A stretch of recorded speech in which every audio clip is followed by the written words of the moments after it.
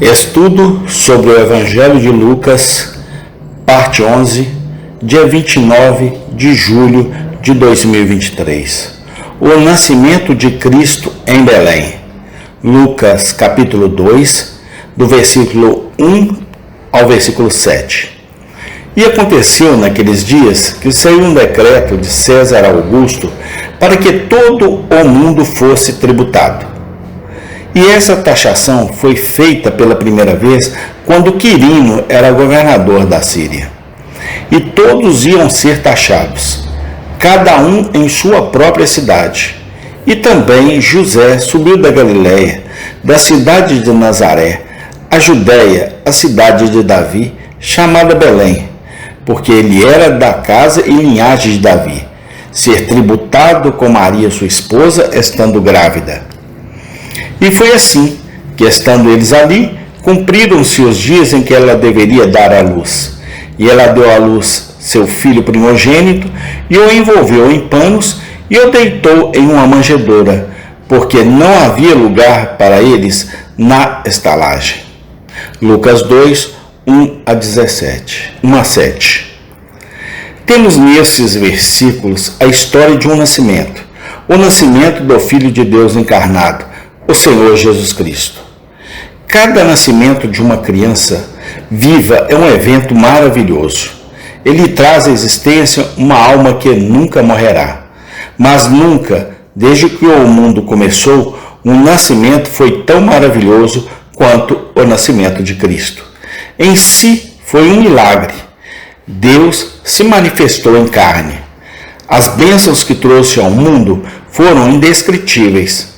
Abriu ao homem e à mulher a porta da vida. Ao ler esses versículos, vamos primeiro notar os tempos em que Cristo nasceu. Foi na época em que Augusto, o primeiro imperador romano, fez um decreto para que todo o mundo fosse tributado. A sabedoria de Deus aparece nesse simples fato. O cetro estava praticamente partindo de Judá. Gênesis 49:10. Os judeus estavam sob o domínio e tributação de uma potência estrangeira. Estranhos estavam começando a dominá-los. Eles não tinham mais um governo realmente independente próprio. O tempo devido havia chegado para o Messias prometido aparecer. Augusto tributa o mundo e imediatamente Cristo nasce. Era uma época particularmente apropriada para a introdução do Evangelho de Cristo. Toda a terra civilizada foi finalmente governada por um mestre. Não havia nada que impedisse o pregador de uma nova fé de ir de cidade em cidade e de país em país. Os príncipes e sacerdotes do mundo pagãos foram pesados na balança e achados em falta. Egito, Assíria, Babilônia, Pérsia, Grécia e Roma. Todos provaram sucessivamente que o mundo, pela sabedoria, não conheceu a Deus. 1 Coríntios 1, 21. Apesar de seus poderosos conquistadores, poetas, historiadores, arquitetos e filósofos, os reinos do mundo estavam cheios de idolatria sombria. De fato, era o tempo devido para Deus intervir do céu e enviar um Salvador todo-poderoso. Era o tempo certo. Sempre descansamos nossas almas no pensamento de que os tempos estão nas mãos de Deus. Salmo 31, 15. Ele conhece a melhor época para enviar ajuda à sua igreja e nova luz ao mundo.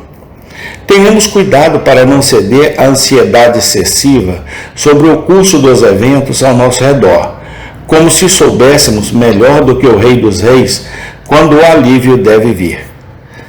Pare, Filipe, de tentar governar o mundo. Era um ditado frequente de Lutero a um amigo ansioso. Era um ditado cheio de sabedoria. Observemos, em segundo lugar, o lugar onde Cristo nasceu. Não foi em Nazaré da Galileia, onde sua mãe Maria viveu. O profeta Miqueias havia predito que o evento ocorreria em Belém, Miqueias 5:2. E assim aconteceu. Em Belém, Cristo nasceu. A providência dominante de Deus aparece nesse simples fato. Ele ordena todas as coisas no céu e na terra. Ele transforma os corações dos reis onde quer que ele queira.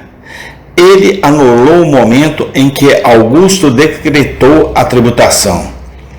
Ele dirigiu a aplicação do decreto de tal maneira que Maria deveria estar em Belém quando chegasse a hora do nascimento do bebê. Mal o altivo imperador romano e seu oficial Quirino pensavam que eram apenas instrumentos nas mãos de Deus e estavam apenas realizando os propósitos eternos do Rei dos Reis. Mal pensavam eles que estavam ajudando a estabelecer o fundamento de um reino, diante do qual todos os impérios deste mundo cairiam um dia e a idolatria romana passaria. As palavras de Isaías, em uma ocasião semelhante, devem ser lembradas, mas não é isso que ele pretende, não é isso que ele tem em mente. Isaías 10:7. O coração de um crente deve se consolar com a lembrança do governo providencial de Deus sobre o mundo. Um verdadeiro cristão nunca deve ficar muito comovido ou perturbado pela conduta dos governantes da terra. Ele deve ver com os olhos da fé uma mão divina anulando tudo o que fazem para o louvor e glória de Deus. Ele deve considerar cada rei e potentado, um Augusto, um Quirino, um Dário, um Ciro, um Senaqueribe, como uma criatura que, com todo o seu poder, não pode fazer nada além do que Deus permite, nem qualquer coisa que não esteja realizando a vontade de Deus. E quando os governantes deste mundo se colocam contra o Senhor, o crente deve se consolar com as palavras de Salomão. Há alguém mais alto do que eles. Eclesiásticos 5:8. Observemos por último a maneira em que Cristo nasceu. Ele não nasceu sobre o teto da casa de sua mãe, mas em um lugar estranho e em uma estalagem. Quando nasceu, ele não foi colocado em um berço cuidadosamente preparado. Ele foi deitado em uma manjedoura, isto é, uma manjedoura para o gado, porque não havia lugar na pousada. Vemos aqui a graça e condescendência de Cristo. Se ele viesse salvar a humanidade com majestade real, cercado pelos anjos seu Pai, teria sido um ato de misericórdia imerecida. Se ele tivesse escolhido habitar em um palácio com poder e grande autoridade, então teríamos motivo suficiente para nos maravilhar? Mas tornar-se tão pobre quanto o mais pobre da humanidade e humilde como o mais humilde, este é um amor que supera o conhecimento. É indescritível, é insondável. Nunca nos esqueçamos que através de sua humilhação, Jesus comprou um título de glória para nós. Através de sua vida de sofrimento, bem como de sua morte, ele obteve redenção eterna para nós. Durante toda a sua vida, ele foi pobre por nossa causa. Desde a hora do seu nascimento até a hora de sua morte, e através de sua pobreza, nós nos tornamos ricos. Pois vocês conhecem a graça de nosso Senhor Jesus Cristo, que sendo rico, por amor de vocês, se fez pobre, para que vocês, pela sua pobreza, se tornassem ricos. 2 Coríntios 8:9. Cuidemos-nos de desprezar os pobres por causa de sua pobreza? A condições deles é aquela que o Filho de Deus santificou e honrou, tomando-a voluntariamente para si mesmo.